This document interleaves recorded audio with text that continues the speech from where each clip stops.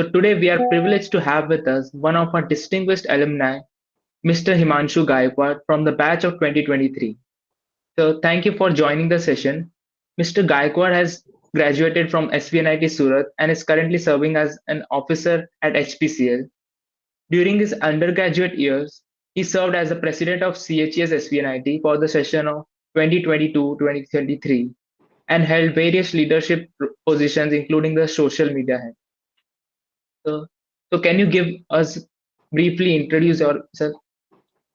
Yeah, thank you, Abhinav, for such a warm welcome. My name is Himanshu Gaikwad. I did my graduation from SVNIT in 2023. I served as the I served in various roles in CHES actually.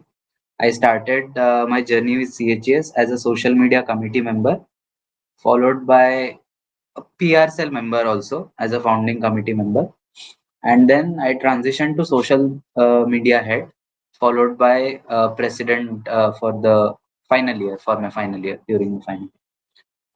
Apart from that, currently I am serving as an officer engineer in HPCL. That's about me. Okay, thank you for that introduction. Could you tell us about your journey that has been after graduating from SPNIT? Oh yes, journey after SVNIT was not a roller coaster ride for me, to be honest. It was an humbling experience. I I did not join my campus placement offer, and because I wanted to pursue this dream of mine, Gate 24. I did get a decent rank and interview calls, but then I faced a lot of rejections, and then I finally landed up at HPCL after about 1.5 years of being unemployed. So that was definitely a, roll, a roller coaster ride. That was inspiring. Yeah. So you're currently working at HPCL. So could you walk with us through your role and what kind of projects or responsibilities that you handle there? Yeah. See, I'll take you through my role, but I cannot open my details about what Yeah, I I do. Right? understand that. So I basically work in the operations department in HPCL Mumbai Refinery. My role typically involves communicating with a lot of stakeholders at the downstream, as well as handling my plant and looking after emergencies and uh, the various SOPs that are carried out in my plant. Apart from that, I also look after all the ending units of the refinery, uh, which are basically the benchmarks of how the refinery performs. Uh, See, my role is techno managerial, so you can attribute it that way. Yeah. Thank you for sharing that. So you interned at NPCL and Aarti Drugs Limited during your undergraduate years. So how did these experiences combined with your academic background prepare you for your current role at HPCL? See, there are these two words I would like to just focus on, and they are teamwork and responsibility. At both my internships, I saw people working in team, people leading the team, and people being a part of the team, right? And a team actually leads any unit, any plant, any station as a whole. So for me, learning the technical aspects as well as all these aspects uh, was what helped me through my internship days at both the places I interned at. That's great to know. So looking back, what was your biggest challenge you faced in college or your early career, and how did you overcome it? Uh, Talking about challenges, first challenge I faced was right after I assumed my role as a president. See, till then, we completely carried out our activities in the online mode, and for me as well as all the others who were part of my team, I hadn't even seen my team. Uh, I saw them for the first time when I took charge as president. So for me to start from scratch, to get to know them, to introduce ourselves, to break the ice, and then to meeting regularly throughout, to carrying out discussions. That initial phase of breaking the ice. That was one challenge I faced. Secondly, the other challenge I faced recently was, as I said, I joined HPCL after about 1.5 years of being unemployed and uh, typically away from the social life, not meeting people, not carrying out discussions, which I used to do a lot when I was president. So that thing, that transition from sitting at home to actually working in a refinery in such a fast-paced environment, that challenge where people expect you to perform, that challenge where people expect output from you, and to deliver it constantly, consistently, that is one challenge I faced initial during my initial periods. Now that I am 6, 7, 8 months into the refinery, I think I am still learning a lot, to be honest. But I guess I know what pace refinery runs at. So that was very motivating, sir. Yeah. So, so how did you first get involved with the CHS and what motivated you to join this club? How did I get involved with CHS? To be honest, I never aspired to join CHS. It was my friends whom I came along with. Ki, let's join CHS because I remember clearly it was during our second year that CHS opened this thing recruitment for hiring the second year heads. And I clearly remember this discussion between our friends. Let's do something. Let's not waste our time sitting idle in front of screens throughout the day, and let's join something to just upskill ourselves and get to know other people on the other side of the screen. That's how it started, and I remember clearly interviewing with Sheetal Maheshwari and Sahil Shahi sir, and then they asked me only a couple of questions which I failed at, and I don't know how I made it to the committee. uh, like I gave 2 3 answers as well, but then they asked me the full form of AIChE, and I then clearly remember saying All India something something, uh, which was not an ideal answer. But then they saw something, I guess, and then they took me in the social media committee. That's where I started. I started writing captions for the Instagram posts at the very beginning, and then that transitioned into reports and then emails and then all the writing part basically.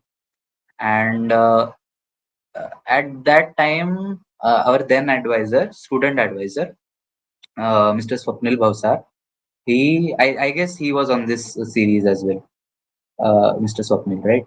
So he had then pitched a PR cell for the entire society. That is when I wanted to join that as well. uh, those 3 4 months I remember juggling and hustling between uh, reaching out to people, drafting emails, drafting reports, drafting about what we did at CHES, what our aim was to collaborate with stakeholders. That I remember that phase, and then I transitioned to social media head. Um, Social media head was one another challenge I clearly remember because I somehow got to know about this technical magazine of ours, which was not touched upon for a long time. And then I wanted to revive it.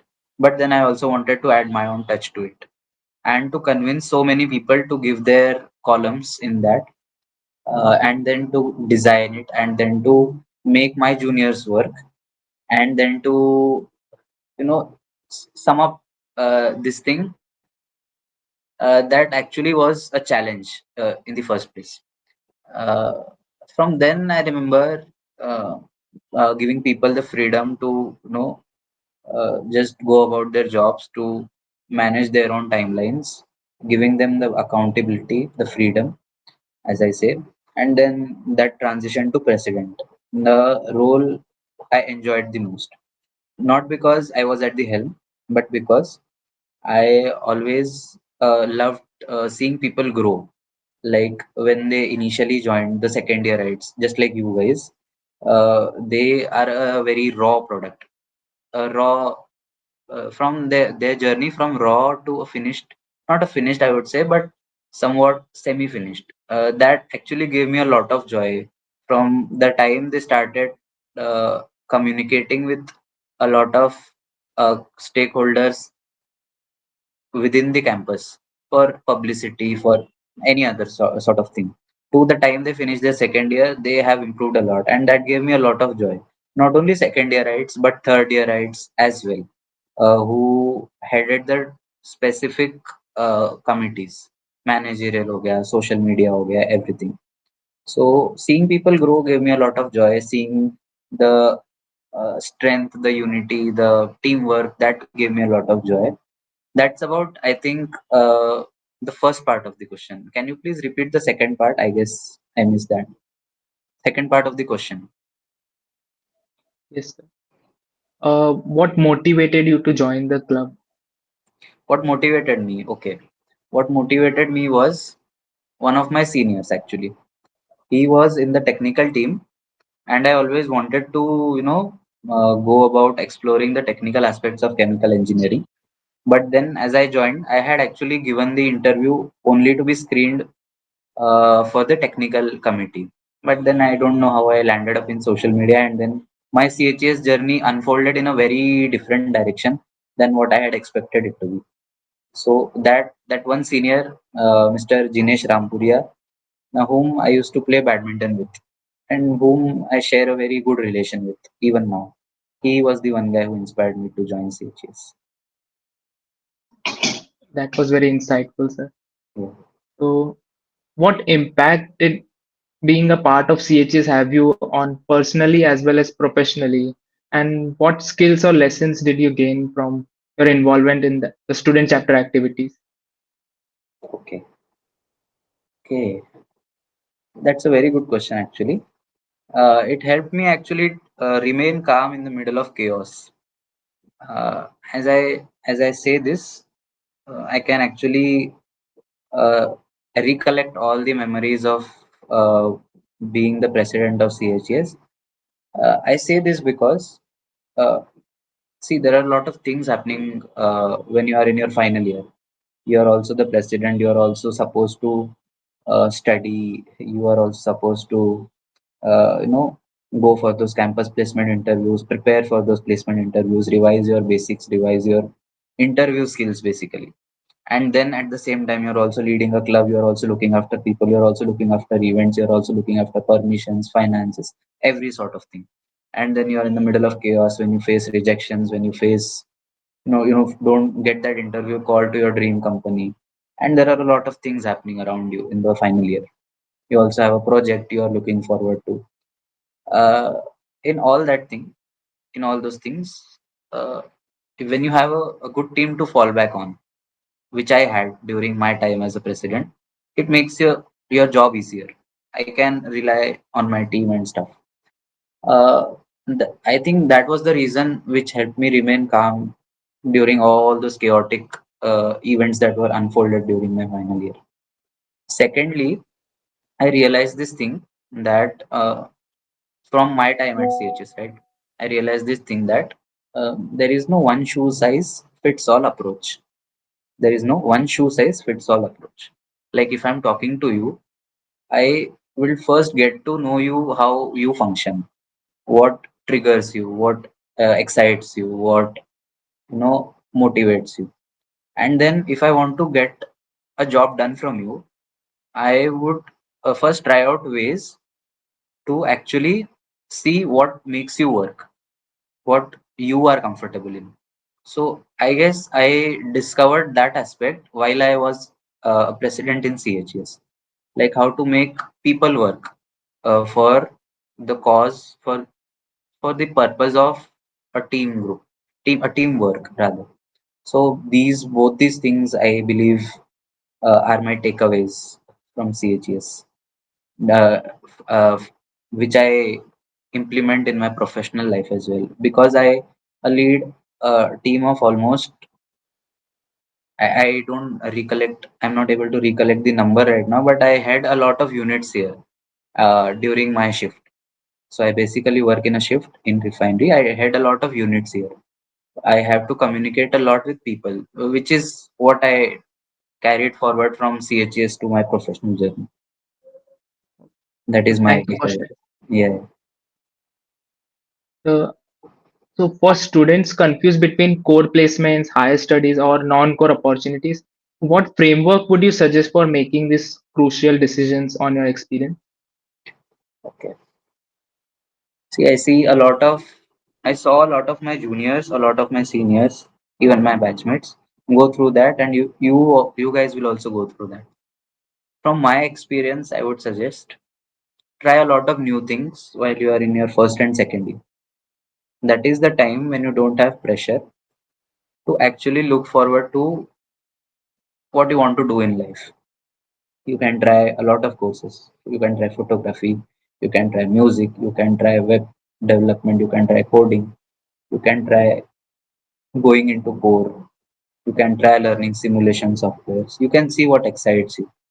And then maybe once you have figured out something, you will not figure out anything in 1 month or 2 months, let's say.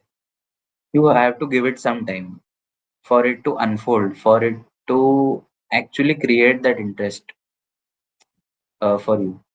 So you will have to wait for a good period of time and then see what excites you. And then third year onwards, you have to give your full, uh, you have to give your best to achieving what you have decided. And let's say uh, people are not able to, you know, realize what they fully want by the end of their second year. They can also give one more year to decide that. I have seen so many of my batchmates uh, realize what they want to do at the end of their third year, and still they have have their life sorted by the end of their final year. It depends on you actually what you want to do. That was my take on it. So I think that was very practical approach. Yeah. So as we wrap up, what advice would you like to give the current CHS members and the chemical engineering students at SPNIT? And what message would you like to share about making most of their college time? See, I'll pick the last line of your question. Okay. College life has to be one of the golden period of your life, right? As I look back on my college life, I do miss my friends. I do miss the time I spent with them. I do miss the badminton sessions. I do miss the meetings we had. I do miss a lot of things. A lot of things. See, there has to be no template to your college life. I believe in that. Okay, there has to be no pressure of getting that internship, getting that job offer, nothing. Because if I mean, I learned it from my seniors. I saw what they did, and that really inspired me. And that is one message I carried forward with me, that let life unfold, get hold of all the opportunities that come your way, and give it your best. If it works out, good. If it does not work out, it is even better, so that you get to know what is not working out. That was chota sa message from me to all the my juniors who will be watching this video once it goes live. So thank you so much, sir, for sharing your invaluable experiences and insights with us. Your journey from being the CHS member to president and now as a successful professional at HPCL is truly inspiring for all our students. So, this was another episode of Cordial Convo, where experience meets aspiration. Don't forget to like, share, and subscribe to our channel for more inspiring stories from our alumni. Thank you, sir, and thank you all for watching us.